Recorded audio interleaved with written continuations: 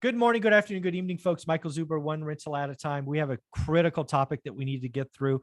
But before we do, let's welcome Dion to the show. How you doing, man? Howdy, doing great. Ready for round two. Hey, man, I was so excited in video one where you and I are clearly excited for what is coming. That was awesome to see. So thank you for that.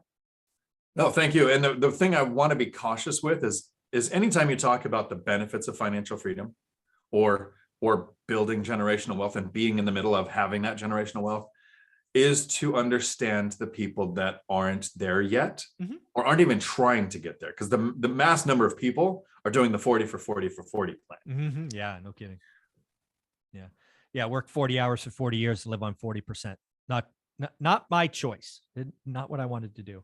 But what I want to do here is I want to take a concept that I brought to my channel 2 years ago called the K-shaped recovery. I've now pivoted very recently into the K-shaped summer, right? Where a lot of people who have money are taking these great vacations and everybody else can't because of gas and food and all of that. And now really talk about what's going to be the K-shaped recession. I think you brought it up, so full credit to you. I think you're absolutely right. I think we are going to have a K-shaped recession, and like everything that's K-shaped, some will benefit, most won't. So why don't you talk about what you think the K-shaped recession is, how to prepare, how to get ready, how to take advantage, and we'll just wrap about the importance of understanding a K-shaped recession. What I liked about our first video today was talking about how a fire control can plan for fires. And when they do it wrong, the fire is much worse. Economics, your finances are pretty much the same. We've built rental portfolios. Yours is much larger than mine, but we've both planned for, even though in our lives we've never seen a rent reduction on a market, the entire market, but we've planned to where we can have like a 50% rent reduction. When most people would say, if you plan for a 10%, you're probably fine, but we could handle a 50% and not lose our portfolios. We've got different ways to diversify. You have some tenants who are on the housing voucher program. You have some who are not. I also add some military into that because I'm near a large military base. So diversified tenants, diversified sources of income. When a recession comes, we have cash flow from several different sources that we can turn into that investing money to find the distressed asset, whether it's stocks, crypto, business, whatever business that you invest in. That person who has several streams of income that can divert that money is in a position to be on the top part of the K. When you have that K shape in recession, summer, recovery, whatever part we're at, if you plan and strategize thinking, okay, so here's the recession that's coming. This is what I would do. And it wasn't us saying the only option going forward is a recession. Here's our plan if prices go up. Here's our plan if prices go down. Here's our plan if there's a recession. Here's a plan if there's a boom. We have those plans. So in a recession, having those streams of income, we can do that. My biggest fear is for the person, and I know many, where their source of income is their W-2. Yeah. And when you're selling your life 1 hour at a time, what do you do when people stop buying? Yeah. And that's where the bottom part of the K comes in. Yeah. I mean, I really want to hit a couple of things you talked about, right? So it was about a year ago, and I don't delete any videos, so people can go back and look at our playlist or my daily financial news or whatever. People will see that I always look ahead. I mean, that's one of the things I always call things because I'm always kind of looking ahead. I'm wrong all the time, but I'm right sometimes. And I always prepare for the downside. If I can prepare or protect the downside, the upside takes care of itself. So what does that mean? 9 months ago, I was afraid that, we were in a cocaine and Red Bull fueled party that didn't make sense to me. It didn't make sense that AMC and NFTs and all of these SPACs were trading at crazy numbers that I had never seen, and my financial brain breaks every time I look at them. I'm like, well, this kind of feels like what I went through in the .com ×2 or ×3. And I was very uneasy. So I was looking at this going, well, I know what happens next. This party ends. I don't know when, but it will end, and it will end spectacularly. So what did I do? What did I do taking that knowledge? Because again, I could have been wrong. I think at this point clearly was right, but I had no idea 9 months ago, right? When it would come, it could have been years from now. First thing we did is the biggest risk I have in my portfolio was a variable rate debt. When you have commercial properties, they're typically 5, 7, or 10-year terms, 25-year AM, but they reset. That made me very, very nervous. So I sold one of my apartments because I wanted out, right? Got a great price for it. In fact, I lost money, or I could have made more money if I waited a year. I didn't. I just took action. But then I went ahead and I refied with non-QM lenders who I have on this channel on Friday, Stephen Dow at Velocity Mortgage, all of my apartments and offices, because I had to remove my largest risks. And to be clear, my rate went up on 3 of the 4 loans because, again, some of my debt was lower. I refied out, it went up, but 30-year fixed rate, no changes, can't come get me, none of these things that are going to get a lot of multifamily investors. Then what I did is I took some of our assets, which I had paid off on purpose. On purpose. I wrote about it in my book saying, hey, we got this oh shit pile just in case. I went back to that pile and about 30% of them and got 50% LTV loans. Why did I do that when I said I wouldn't? Because again, I have been here before. The worst thing to do when the economy crashes is to try to get loans. Banks turn off. They get scared. So I wanted to get loans, dry powder, when it was easy. So I did 2 things trying to protect the downside. And if I was wrong, as I said then, I would simply pay off these loans in 2 years. And, I had 2 years of interest. So what? So no big deal. But yeah, again, I'm always looking months, quarters, years ahead. I'm always concerned with the downside. I actually think what's coming, Dion, which is frightening for me to say, I haven't said this before, I think is going to be worse than I initially anticipated. I think this 14 years of kicking the can down the road, it's going to hurt a lot of people. I think I spent most of my life on the side that would be hurt by a recession. And I actually can, I think, back it up with fact. Mm-hmm. My goal was the 40 for 40 for 40 plan. 20 years Marine Corps, 20 years law enforcement, retire with 2 pensions. And after Desert Storm, the Marine Corps downsizes. So re-enlisting is not an option. In 2008, there's a recession, housing crash, law enforcement agencies lay off. And it's not like my department shrunk. Police departments were shrinking. So same time, a bunch of qualified officers looking for work. Changing departments wasn't even an option. That was the plan. Mm-hmm. And recessions were painful. Okay. And so in my investing strategy, I don't think I've planned as good as you as for the top of the K-shape, because I didn't take out equity on a paid off property that I have. Which we talked about. I'm just going to remind you. Several times you told me this is what you should do. And it's like, I should listen to somebody who's more successful, larger portfolio, more experience. You think I would learn. But a massive recession coming, I don't lose any sleep. Mm-mm. My properties are spread out close to several different economic drivers. So base, port, college, hospital, Boeing, Amazon, like large populations. Mm-hmm.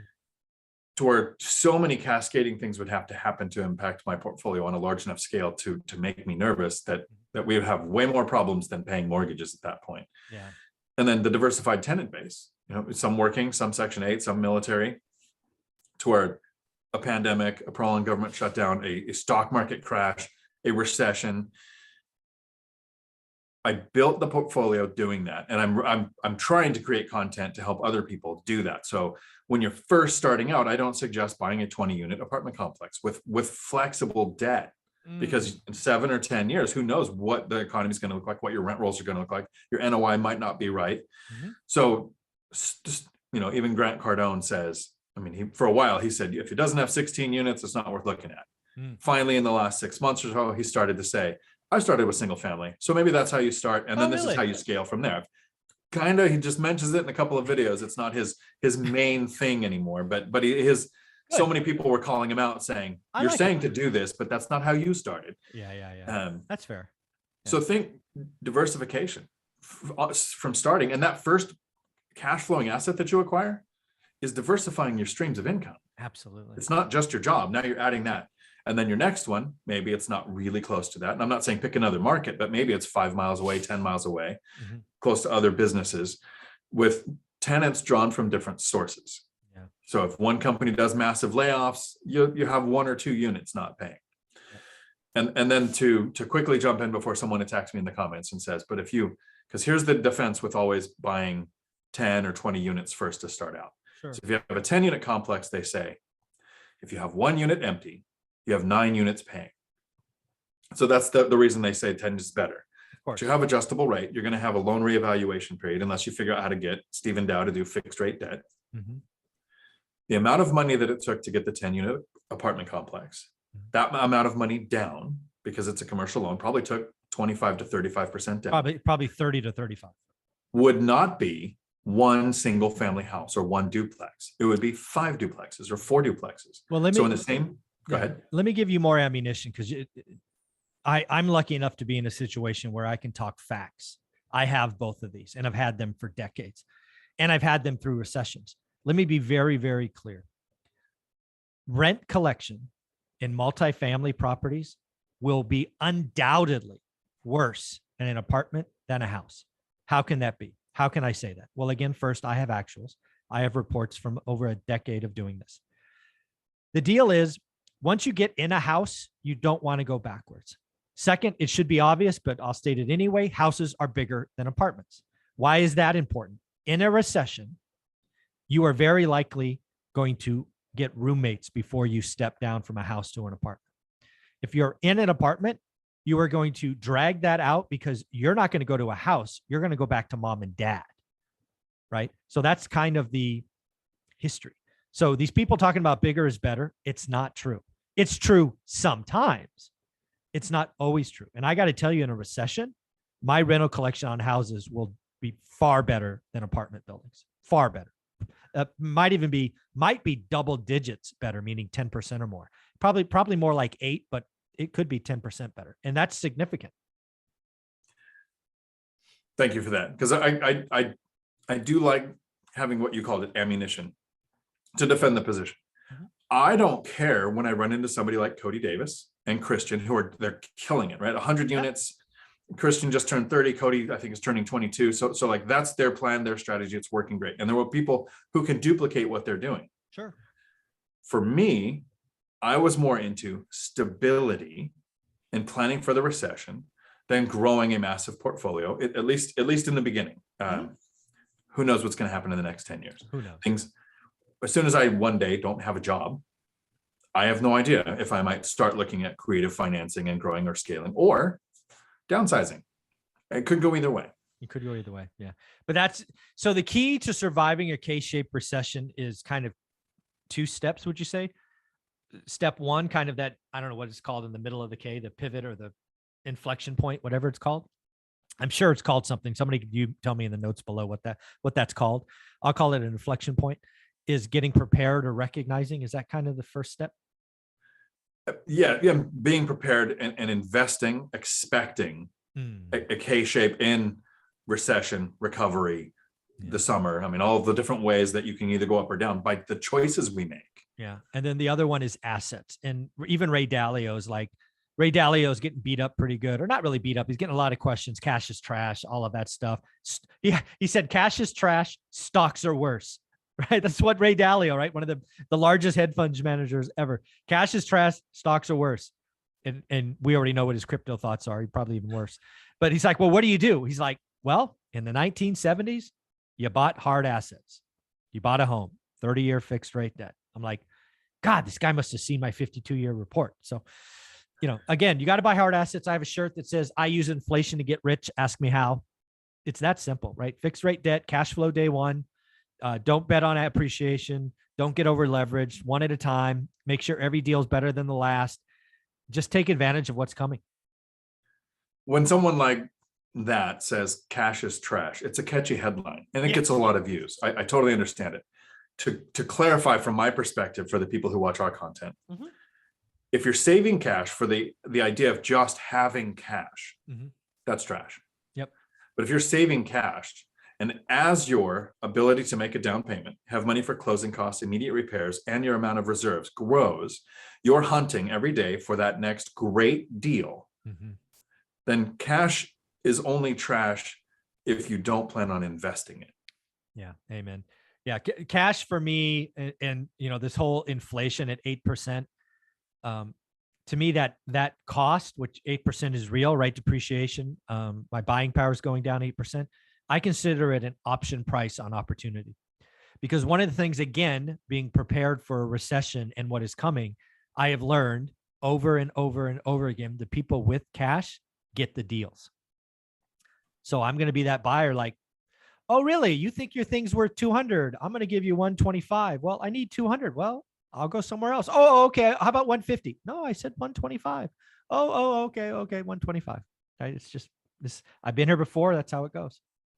That's what I really like about understanding that each deal going forward would be better than the last, because it's a form of dollar cost averaging investing as we go. But it also gives us the confidence when we see a deal that doesn't make sense with their wish price. And day one, it would be an insult to make a 30% low offer. But at 10 days on market, 20 days on market, when we start to see that that seller is not getting what they expected, we can make an offer where the numbers make sense to us. And if we get it, great. If we don't, if they don't come back, we just think the next one will be better, because this is getting worse and worse, which means more days on market, less sellers getting what they're expecting. And we just need to find that motivated seller for the next deal. Awesome. I think that may be topic number 3 we just uncovered. Dion, where can people find you? Right here on YouTube, Dion Talk Financial Freedom, and in your course, How to Get Started One Rental at a Time. Awesome. Yeah, you do the binder strategy for the audience, which is a highly sought after, and we're seeing more and more people execute it in the Facebook group. I think you got a shout out yesterday. Somebody did and got like a 28% bump or something of that at tenant request. Pretty awesome to see, right? Yeah, I love seeing those posts or comments, especially if they do it in like the Bigger Pockets forums and the Real Estate Rookie forums. And they say, look, this is the method that got my tenant to request the rent go up. And the tenant thanked me. Yeah, it's pretty awesome. Very cool, Dion. Thanks again. Thank you. Ciao.